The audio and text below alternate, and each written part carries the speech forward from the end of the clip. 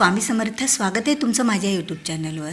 स्वामी समर्थ महाराजांची पुण्यतिथी ही 15 एप्रिलला आहे आणि त्यामुळेच तर पुण्यतिथीनिमित्त 7 दिवसाचा जो सप्ताह काळ असतो तो म्हणजे 9 एप्रिल ते 15 एप्रिल या दरम्यान गुरुचरित्र पारायण हा ग्रंथ वाचन करणे हे अतिशय शुभ आणि पवित्र मानलं जातं आणि यामुळे आपले जे काय अडलेली कामे आहेत ते पूर्ण होतात। आणि सगळ्यात महत्त्वाची गोष्ट म्हणजे दत्त महाराजांचे आणि स्वामी महाराजांचे आशीर्वाद आपल्याला मिळतात। घरातील एका जरी व्यक्तीनं गुरुचरित्र पारायण वाचन केलं तरी सर्व व्यक्तीला त्याचं फळ मिळत असतं।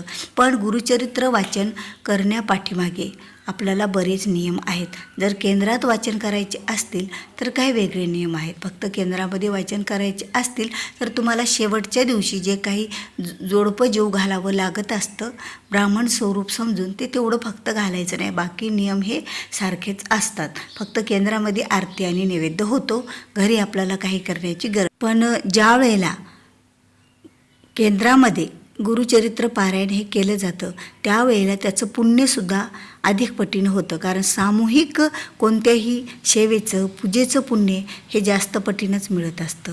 आणि घरी केलं तर एकट्यानं जेवढं वाचन केलं तेवढं पुण्य, आणि तिथं जेवढे जण जेवढ्या संख्येत वाचन करायला बसले त्या तेवढ्यांचं पुण्य प्रत्येकाच्या खात्यावर पडत असतं।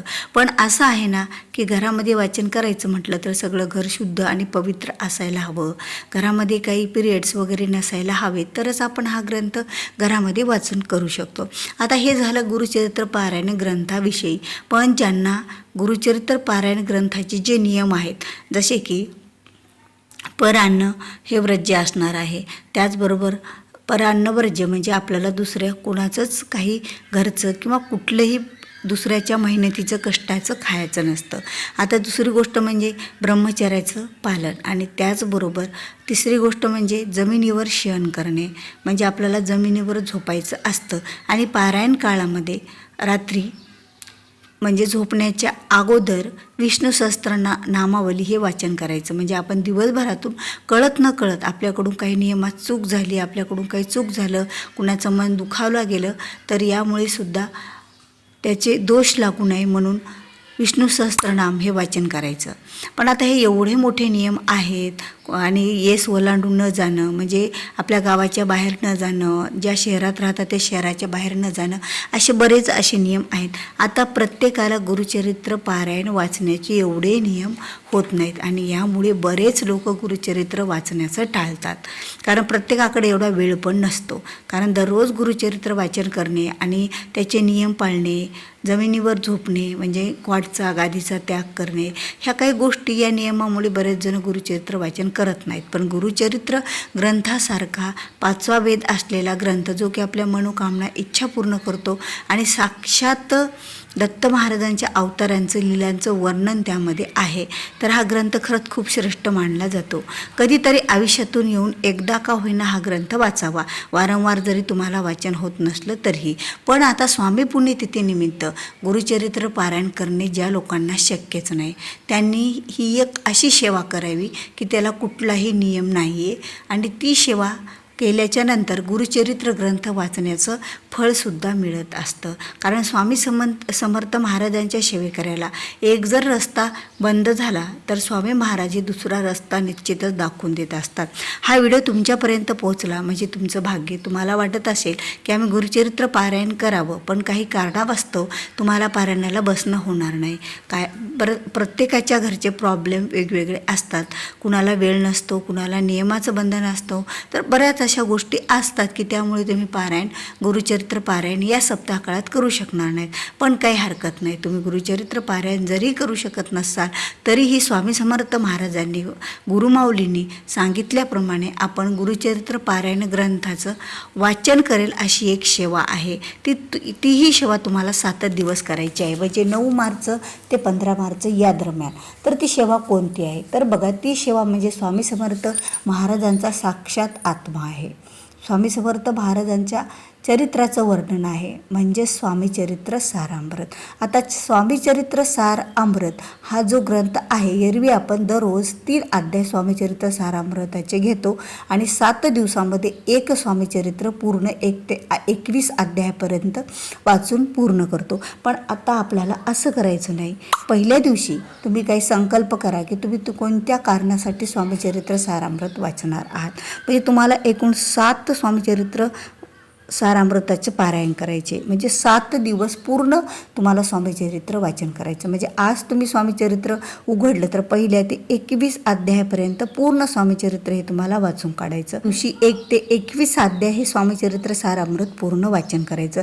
आता त्यासाठी कुठलाही बंधन असं नाही आहे की तुम्ही जेवण केलं का, कारण जेवणाच्या नंतर 1 ते 2 तासांनी तुम्ही हा ग्रंथ वाचन करू शकता तुमच्या वेळेनुसार, रात्री, दुपारी, सकाळी, केव्हाही पण. आणि त्याचबरोबर याला कुठलं परान्न खाऊ नये असाही कुठला नियम नाही आहे आणि कुठलाच याला नियम असा लागू होत नाही की जे तुम्हाला पाळणे शक्य नाही. आता तुमच्या मनाने तुम्हाला काही नियम पाळायचे असाल तर आपण पाळू शकतो, पण याला कुठलाही नियम नाही. जर आपण मासिक धर्मामध्ये जर कुठलीच पूजा, सेवा, आराधना करत नाही, मग ही सेवा आपण कशी करणार? आणि दुसरा नियम म्हणजे तुम्हाला जर सुतक पडलेलं असेल तर त्या सुतकामध्ये सुद्धा आपण कुठलीच पूजा वगैरे करत नाही, तर मग आपण स्वामीचरित्र सारामृत हा ग्रंथसुद्धा कसा वाचन करणार? कारण जसं गुरुचरित्र सारामृत यामध्ये सर्व दत्त महाराजांच्या लीलांचं वर्णन आहे, त्याचप्रमाणे स्वामीचरित्र सारामृतामध्ये स्वामी समर्थ महाराजांच्या लीलांचं वर्णन आहे. त्यामुळे दोन्हीही सारखी सेवा आहे, कारण स्वामी समर्थ महाराज सुद्धा दत्त महाराजांचे अवतार स्वरूप आहेत.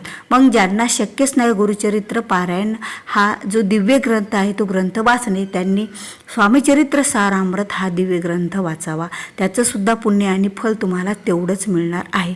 आता ही पारायण करताना फक्त एकच गोष्ट महत्त्वाची की एका दिवसामध्ये पूर्ण तुम्हाला 1 ते 21 अध्याय स्वामीचरित्र सारामृताचे वाचन करायचे. पण तुम्हाला कुठलाच नियम नाही. तुम्ही पोथी उचलून ठेवू शकता, तुम्ही दुसऱ्याच्या घरचं जेवण करू शकता, तुम्ही तुमचं आसन फक्त न झटकता उचलून ठेवू शकता. म्हणजे तुम्हाला जे गुरुचरित्र पारायणाला नियम आहे त्यातला कुठलाही नियम तुम्हाला करण्याची गरज नाही. तरीही 7 पारायण झाल्याच्या नंतर स्वामीचरित्राचे एक गुरुचरित्र पारायणाचं फळ आपल्या पदरात पडत असतं, असं गुरुमाऊलींनी आणि स्वामी समर्थ महाराजांनी सुद्धा सांगितलेलं आहे. म्हणून तर ज्यांना शक्यच नाही स्वामी पुण्यतिथीच्या सप्ताहामध्ये 9 एप्रिल ते 15 एप्रिल या दरम्यान स्वामी पुण्यतिथी निमित्त गुरुचरित्र पारायण वाचणे, तर त्यांनी काय करायचं आहे की कुठलाही नियम नसलेली ही एक सेवा करावी. त्यामुळे गुरुचरित्र ग्रंथ वाचण्याचे फळ त्यांच्या निश्चितच पदरात पडेल आणि स्वामी समर्थ महाराजांचा, दत्त महाराजांचा कृपा आशीर्वाद आपल्या पाठीशी राहील.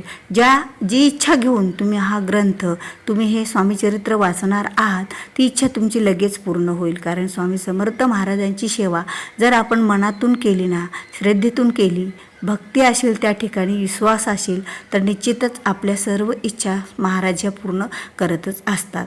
तर तुम्हाला हा व्हिडिओ आवडला असेल तर व्हिडिओला लाईक करा, शेअर करा. चॅनलवर नवीन आहात, अद्याप चॅनलला सबस्क्राईबच केलेलं नसेल तरच चॅनलला सबस्क्राईब करा. कारण जेव्हा केव्हा मी असे नवीन माहितीपूर्ण व्हिडिओ माझ्या चॅनलवर अपलोड करते त्यावेळेला त्याचं नोटिफिकेशन हे तुम्हाला तुमच्या मोबाईलद्वारे अगोदर मिळेल आणि तुम्ही माझा एकही व्हिडिओ हा मिस करणार नाही आहेत. तर चला भेटूया पुन्हा असाच एका नवीन आणि माहितीपूर्ण स्वामी शिवेबद्दलचा, वास्तू टिप्स, वास्तुदोषबद्दलचा आणि सणवार वैकल्याचा व्हिडिओ घेऊन. तोपर्यंत श्री स्वामी समर्थ. जय जय स्वामी समर्थ.